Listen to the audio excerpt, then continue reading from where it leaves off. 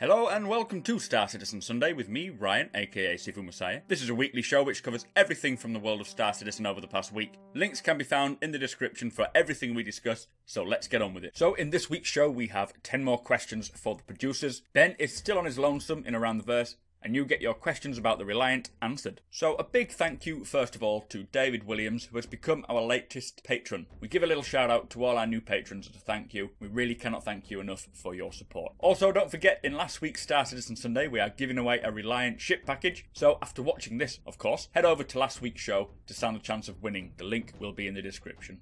So, kicking off this week as usual, we have a 10 for the producers. Now this is episode 7. I have picked out all the questions as they are all relevant and pretty good too. So starting with the first one, will it be possible to use debris in the FPS module as a melee weapon? And I think this counts as FPS everywhere, so bits of the area that have been blown up, can we pick them up and use them? And they say not really, it would be really difficult to maintain in the world. The grabby hands that we saw is purely just to be able to pick up and place items where we want. There is going to be no melee action with those items you pick up. You say maybe sometime in the future, but it's not likely. Now that's not to say that there won't be any melee weapons, because we have been told they will be. It's just if something explodes and there's a part of a crate, like a wooden plank, you can't just go picking it up and using it. So next question is, will the FPS have game chat? Very important. And they say yes, but at first it will just be the default CryEngine system, which is a local server chat. Later on, you will be able to use things like private whispers and different channels. So they are developing the chat system for the FPS, but obviously the PU will feature something completely much better, proper VoIP, and we'll get onto that. That's one of the other questions. Anyway, the question after that one was, will all controller types be balanced when the game is released? And they say that the aim is to have a full balanced system across the board, and they want to make clear that everybody can participate and be competitive no matter what you use. Now, they have said that they want to support every peripheral, so if you have a particular peripheral or controller that you are more used to, more comfortable with, the chances are it will be implemented.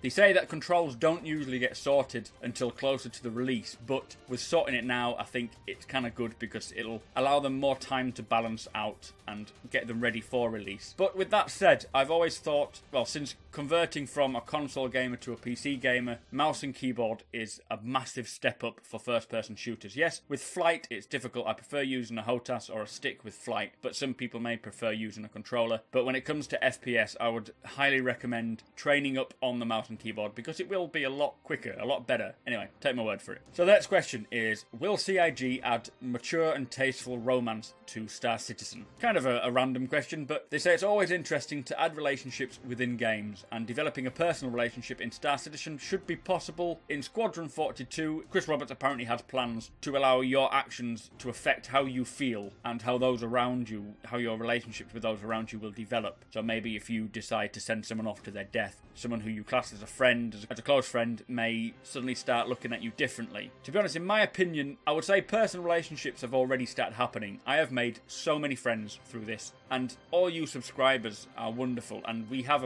a relationship going ourselves where we comment and we speak to each other, and I find it's wonderful being able to talk to you like this because we are all coming together for a common cause. And I would expect that somewhere down the line, if not already, more of an affectionate relationships between people joining orgs, maybe finding future girlfriends, etc. I'm sure they will blossom, if not already, then down the line of the development of Star Citizen. But again, you will be able to do things like dance, you can go out drinking and so forth, you know, you will develop friendships and relationships within the Star Citizen universe with real people. Be careful when it's an NPC because you kind of never know, you know, it's a bit weird. But again, when you go to events and so forth, you can meet face to face with people, friendships will become stronger, relationships may blossom. There's no doubt that relationships will occur within the development of Star Citizen. So moving on swiftly, can you follow someone into a jump point and continue a fight while in the wormhole? Now this, I remember a few weeks or a few months back when they first showed us it, I thought it wasn't actually an option, but yes, they say. Obviously the first jump point that you ever go in, or the testing jump points, will probably not, as it's more likely they'll just try and allow one ship to enter, just to test it. So they've got to make sure that that ship enters and goes to the destination that it's intending to, otherwise, you know, there's something wrong there. They say that the Star Citizen wormhole is more complex than what you would expect, sort of in general, like say with a Stargate wormhole. The Star Citizen wormhole is a physical space which can be traversed, and they say that eventually, yes, you should be able to continue a fight within the wormhole. They say that they actually really want that feature. Anyway, next question. This is, how will the voice chat system work in Star Citizen? Will it allow plugins like TeamSpeak or Mumble? Now, I think this is actually a very important question, and with games like DayZ or Arma, or well, not particularly Arma, but when you're gaming in a place where being able to hear someone could alter the gameplay. So if you were trying to sneak around a corner and you heard two people whispering, organising themselves, you can use that against them. So obviously a lot of people choose things like TeamSpeak and Mumble to get over that, so they can talk privately to the friends. Now, I think this is quite game breaking, and I don't like the idea of this. When I played Destiny, the voice chat on there is brilliant. When you go into a tunnel system, it echoes. I hope they really implement something that will stop people using TeamSpeak. And they do say that they are trying to compel people to use the in-game voice over TeamSpeak, and Chris Roberts strongly wants to have the idea of distance, like you would see with the Acre mod in Arma, where if you are at a certain distance or a direction, you'll hear that through your headset. And also clothing will change the way you hear people's voice as well. If you're wearing a helmet, it'll be more of a mumble or a muffled voice compared to if you had an open head. They say plugins, they don't expect so, because they'll probably create their own plugin while they create their VoIP chat. So fingers crossed. Tell me your thoughts. I mean, are you likely to use TeamSpeak? I know our organisation use TeamSpeak currently, and I'm gonna push to make sure that we use the in-game chat, but it will depend on the situation. Tell me your thoughts on that one. Anyway, next question is, how will the currency feel in the game? So far, $1 is the equivalent of about 1,000 UEC. Is this to remain or change, and how will you stop inflation? Now, they say that they have an actual economist working for them for this reason. They say that the current value is not yet set, so it is likely to change depending on what they think is necessary, and they really don't know a scale as to what 1 UEC is to the equivalent of $1 or £1. It's all got to be fleshed out yet, and I'm sure they'll come to a good conclusion. So, next question. The $54 million stretch goal saw the introduction of AI character roles being added with the promise of more character behaviour and so forth. Has there been any development on where the AI will be expanded? And they say that recently more thought has gone into, say, multi-crewed functionality, as that's what they are, or what they have currently begun working on. So they say that the Persistent Universe team is exploring it right now, but there's nothing firm that they can mention. They say they've got some really, really cool ideas that we'll love, but again, nothing set that they can really show to the public yet. So, next question is, will the third-person mode be available in the FPS module, even if you stand the chance of losing your HUD? Now, this, I think, is the most important question of this 10. I actually tweeted this out. If you're not following us on Twitter, we are at SuperMacBrother, no S on the end, because we ran out of characters, don't even go there. And they say that they are completely disabling the third-person camera for FPS mode. Well, for the FPS module. Now, in the Persistent Universe, they say that you can use a third-person camera because obviously they have spent a lot of time on their character models, and they want you to be able to appreciate them. And obviously, if you're trying on different clothes, you will want to see yourself. I know I will. But when it comes to combat situations, it will automatically disable, sort of dynamically disable your third-person camera mode. So, for example, if you draw a weapon, you will no longer be able to go into third person. Whether this means that if you're in your hangar and there's no one else around you and you want to see yourself holding the weapon, whether they'll do it then, I don't know. It'll take, again, some sort of testing and fine-tuning. But if you're in a known combat situation, then yes, your third-person camera will be disabled. Very important. I agree with this completely, and I was hoping they would do something to stop this. I understand a lot of people may feel otherwise. Again, tell me your thoughts on this. I hate the idea that you could be trying to sneak up on someone and they can just be laid down on the floor looking over using their third-person camera over the wall. It pisses me off. And when I play DayZ, I always go for hardcore mode, so it's always disabled. I think this is actually a good mediation. I think this is a good way to balance it so that the people who do like third person can still see themselves, but it's not giving anyone the upper hand. But again, when you leave third person, same with your ship, you lose your HUD completely. Now, your HUD is literally on your visor, so if you took your helmet off, you would lose your HUD by the sounds of it, which again, very brilliant. But again, if you're flying past someone in a ship and you're going slow enough, you can actually see their whole radar system on the ship because it is being rendered there. It is not something that's magically brought in. Again, let me know what you think. Anyway, next question, final question. Will there be a radiation mechanic? And they say absolutely yes. For EVA, etc., there will be different types of suits which you will need to determine which suit you would need where. So, say if there's a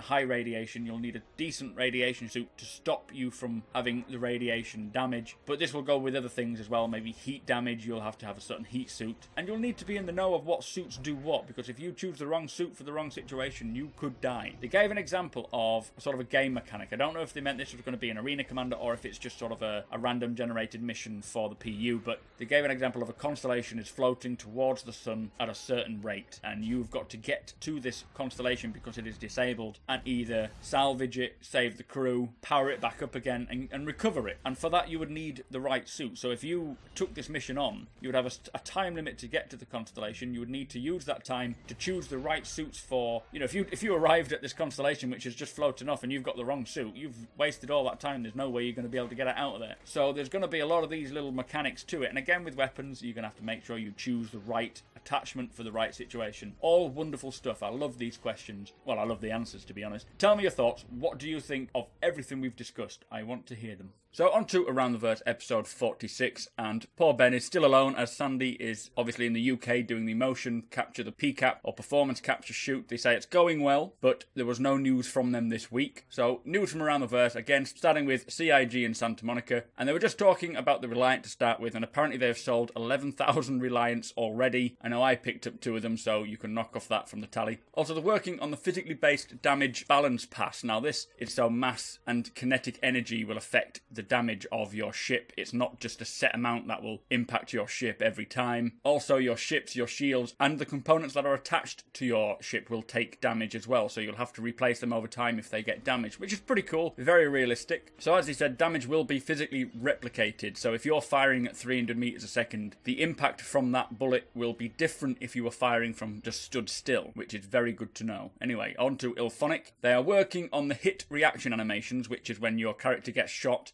Depending where he gets shot will react differently, and they want to make sure it's not a frustrating animation. So if you got shot first, they don't want it to be that you would just instantly lose that fight. They want to, although they want to keep it realistically, they do want to make it fun, so they're having to balance that. Grenade priming is now coming online, so you can cook a grenade and then release it after a few seconds. Also, they say it helps with aiming. Now, they've also switched over to the item port system, which is now working well, they say. They are polishing the first-person movements, and it all sounds like it's coming together well. I really cannot wait for the FPS module. So, on to CIG in Austin. Tony Zurovec has finished the first draft of the Universe Sim. Now, this was known as the Economic Simulator. This is obviously the buying, the selling, and everything to do with the fiscal side of Star Citizen. A very important job, and hopefully we'll get to see what progress has been made where. They've also completed a concept for the security turret, which we will see when we go to landing zones. And also, they had a little chat with someone about standardizing the cockpit templates. So this just makes it easier to get ships to scale, and it also decreases the amount of work needed. So just making it a lot more efficient. So on to Foundry 42. They are talking about dialogue. There wasn't really much to pick out of this one, but they say they've got some great writers on board for the story, and they're making sure that the dialogues are fun and obviously to a good quality that we expect from Star Citizen. So from there, James Pugh sat down with John Pritchett. Now this is the second time we've actually seen John on this show. He is the physics programmer. He was the one that created the G-force system and the flight mechanics and control systems. He says they are currently working on the massive ships physics system, sort of mid-sized ships to capital ships. The bigger ships will be more waypoint driven, it says. So they called it a third order motion. I'm not really sure what that means, but they say it's very complex. And it's like knowing when to start sort of deaccelerating, so you know you'll come to the perfect stop. Also, they mentioned that having parts of your ship blown off or maybe removing cargo in certain parts of your ship will actually affect the way the ship flies. So the physics for the ship will actually vary, which is very, very cool. So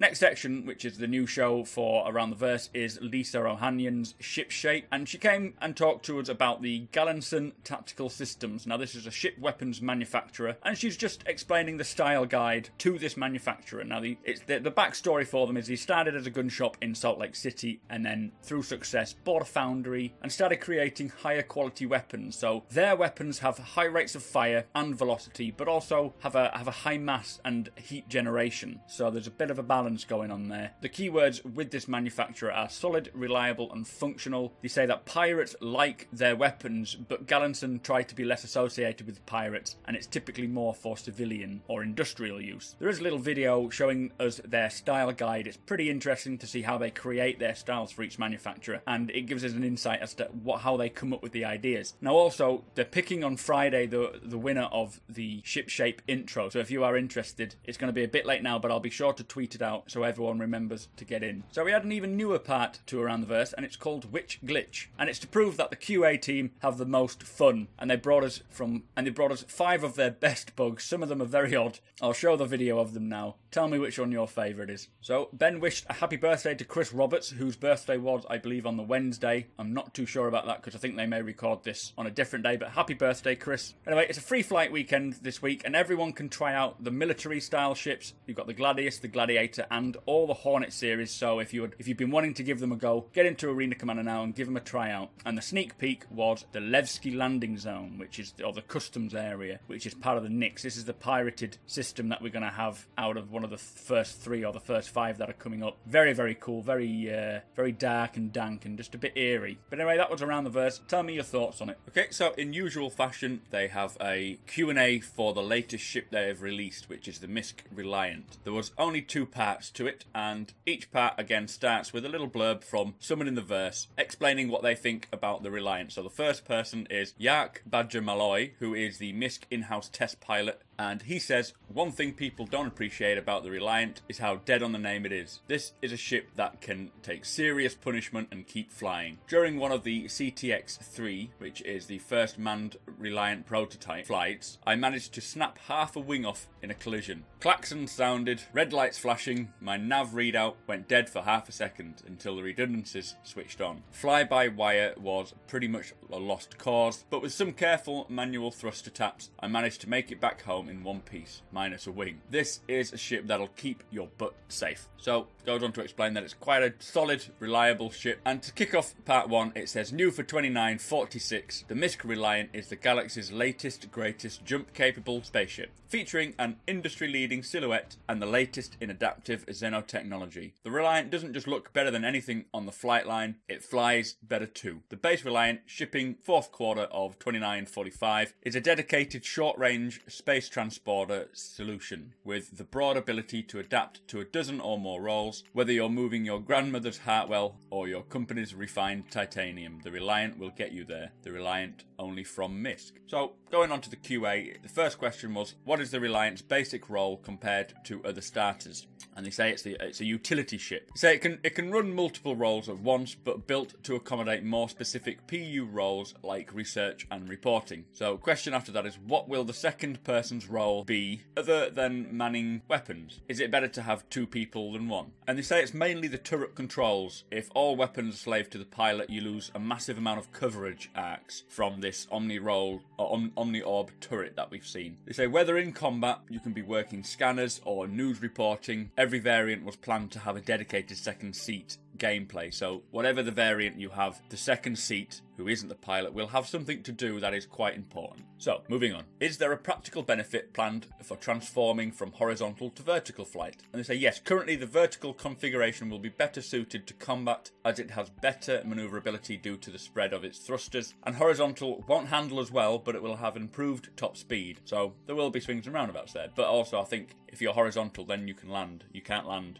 vertical. Anyway, next question. How much room is there to walk around? They say it's not fully stand-up walking space in the storage area while in flight, but when landed, you can walk around with the rear door open, but you'll have to crouch when you're in space and the door is shut. So next question is, does the stock Reliant have beds or jump drives? And in regards to beds, they say nothing's set right now. They're looking into a small fold-out bed. They say think more of a bare-bones cot for some variants, probably similar to what it's like in the Cutlass. And in jump drives, they're unsure for all variants to come with them as standard, but they say as an aftermarket upgrade, it will be possible. So, question after that is, will we see more alien human-ship collaborations, and they say that it all depends on whether the human manufacturers strike out to make trade deals with other races, and they say only time will tell. So this could be something that we see further down the line, which is sort of an in-fiction collaboration, perhaps. So the next question is, how fast will the Reliant transform from horizontal to vertical? And they say the exact time is still in the works, but it'll most likely be a few seconds. Quick enough for when a combat situation erupts, but it's not clever to keep hopping between the two. So next question is, can players exit seats or change seats while the Reliant is in vertical mode? As you know, it stacks on top of the other, so if you was to jump out, you'd probably fall off. And they say, no, not right now. You can only get out while in horizontal mode. The upper seat is for the pilot, the lower seat is for the gunner, so you'll have to convert back to horizontal in order to change seats. So question after that is, can we park our rover inside? And they say, no, the Grey Cat support struts would get crushed. They have tried it. So question after that is the gimbaled hard point for the tractor beam a point which can switch out for a weapon? And they say the tractor beam mount is the wingtip turret. Now when the Reliant first comes to Arena Commander, the turret will come stock with a tractor beam installed. It won't have the two weapons we see in the concept. You can obviously swap them out, sort of remove the turret and then fit two size 2 weapons, but they're still figuring out what weapon turret sizes will fit, so it's still in the works, is that? So next question is it possible to just rotate the seats and fly? They say it's not planned, but they could explore it once the ship is flight ready. Next question, does the floor retract, as when in vertical flight there would be no visibility? And they say yes, they're already looking at the floor panel. The best viewing angle for both seats will be achieved no matter what. So a question after that is, will the Jan materials and tech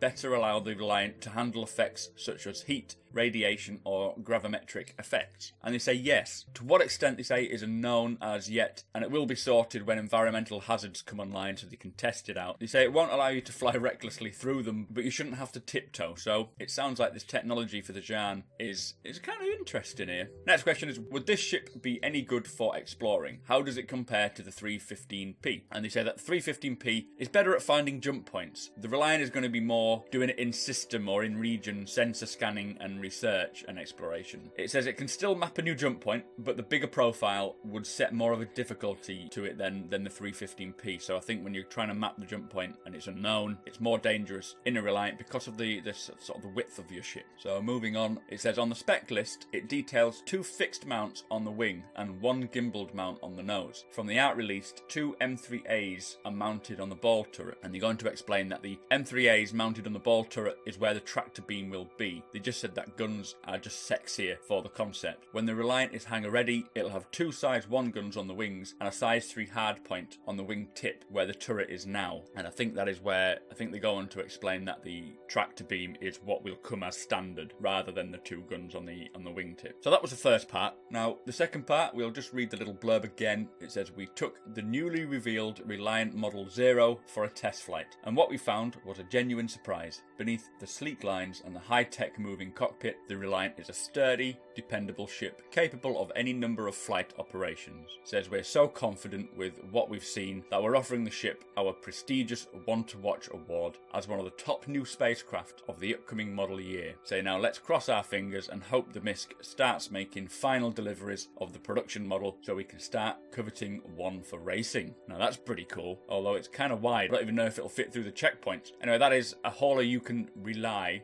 on, ship and pilot, which sounds like it could be a magazine or something along those lines. But that was from September 2945. So there was another word from Darhard Weish, I think his name's pronounced. He is the MISC ship designer at a junior level, and he says we had serious problems integrating some of the Jan tech. He said he's not at liberty to say exactly what they purchased, but to get the point across, they asked for his contact on Reliant for one of their surge suppressors, and what we got seemed more like a gooey silicon stomach. That sounds lovely. We couldn't even figure out where it was supposed to plug in on the Katu we were working from. In fact, the boys in research and development are still trying to figure it out. Suffice to say, the Reliant ship with some pretty cool tech, but it has a traditional human capacitor. So again, it's given us a little insight as to what the tech may be. So let's get on with the questions. This is part part 2, and it says, how is the speed of the Reliant? Obviously, it has 2 TR1 as main thrusters, and, you know, the Aurora has, I think, 1 TR3, and the Mustang has 2 TR2. So it says, they say it'll plan to fall between the Mustang and the Aurora. The Aurora is currently 150 meters a second, the Mustang 200. So if it falls in the middle, could be looking at 175. But I think the speed and everything to do with speed is still to change due to the whole science behind speed in space. So we shall see. Next question is, how does the Researcher variant differ from other science-orientated ships? What type of mission would it be required for? It'll be in-system scanning and research work. Not much detail now, as the gameplay systems are still sort of being built, but they want to make sure that there's more to research and exploration than just finding jump points, which will be incredible. It'll be so exciting when you make a discovery somewhere. So next question, will the main thrusters gimbal while in vertical flight to allow more maneuverability? And they say they won't fully gimbal like you see in the Cutlass, but they have some range of motion. You say there's also some Jean tech at work, which they will talk about when the ship gets closer to launch. So next question is, how did the humans acquire the tech? And they explain that MISC got the tech via trade deals with the Jean. So next question, what role do you foresee the news van variant? Can it be used in a recon role for live updates? Now this is something I'm interested in because I want to do a news show, and they say yes, recon and reporting. The goal is to let filming teams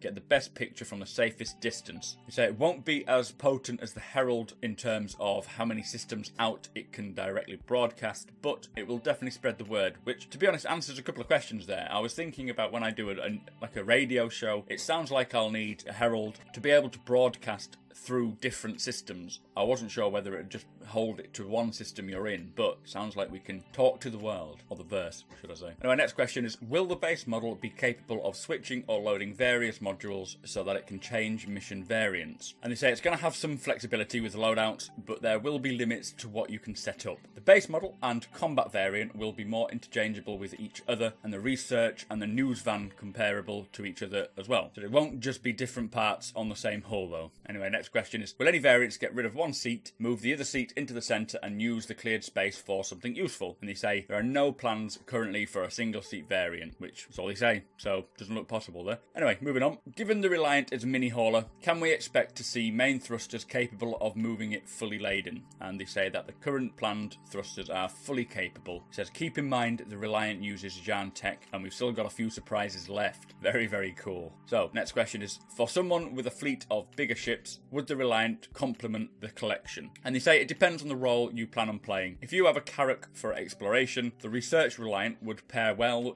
with its increased manoeuvrability and scanner package, and in my opinion it would be quite cool if you've got a Carrack and a Reliant. Oh my god, my rabbit is making so much noise. You could send the Reliant off first, maybe through a jump point or just further off into space in the set destination you're planning to go, and scan ahead of the Carrack. Anyway, it says if you're doing some storytelling with friends, then bring a space news van to capture the action. So the Reliant would be needed somewhere, but again, it all depends on what you plan to do. So next question, can you clarify the maximum number of size and number of attachments that the gimbaled hardpoint can handle? So it says that the wingtip turret is a listed size 3 hardpoint for the Reliant. This means you can fit either a single size 3, the stock size 2 turret comes with a tractor beam, but fits any size 2 weapon, and the twin size 1 turret, which is the one that we see on the concept, which will allow you can be able to earn this through REC and Voyager Direct when flyable. So final question is, can the Reliant's wings fold up to help save space? And if so, can the Reliant land in the same space as an Aurora or a Mustang? And they say that the folded wings are more for when it's in distant transport. It would fit in the same space as an Aurora and a Mustang, but it would take a bit more time to get ready. So you could probably store a couple of Reliants on your, I don't know, Carrack maybe, or your Idris, and then when you need them, you'll have to fold out the wings first before you can actually fly them. So some great questions, really clearing up a lot of questions I had on my mind anyway. Let me know your thoughts. Did you like the answers, or were you a little disappointed? So, as you have probably heard, almost 50 gigs worth of Star Citizen information was accidentally leaked over the past week. And there were many pictures and videos released to the public before CIG actually wanted them to be. It was an accident, but they are out now, and I have seen them for myself, but I'm not going to show anything here. I don't want to spoil it for you all, and obviously if CIG hadn't planned them to be released, then there's a good reason for that. When CIG releases something officially for everyone to see, they can do it and explain at the time of release their intentions behind the images or the videos that we see, so there's no confusion. In this case, they cannot, and obviously people will jump to their own conclusions before CIG has had time to explain why certain things are the way they are. Now, the images released were very, very impressive. And there are many places to find them, so I will leave the looking up to yourselves, but rest assured there are some really exciting things to come when the time is right, of course. Tell me your thoughts. Have you checked them out? Please, in the comments, don't release any information as to what there is, because I don't want people who don't want to see to have to see them sort of secondhand. But I enjoyed what I saw. Enough said. So, also happening this week, we met with Kirk Tomei, who is the senior technical designer. There's a link below if you want to hear what he had to say. There was some more in-fiction lore titled Far From Home Unfinished Business. I haven't read it yet, but I sure will. And also, as mentioned in Around the Verse, all the military ships are available to fly in Arena Commander, so what are you waiting for?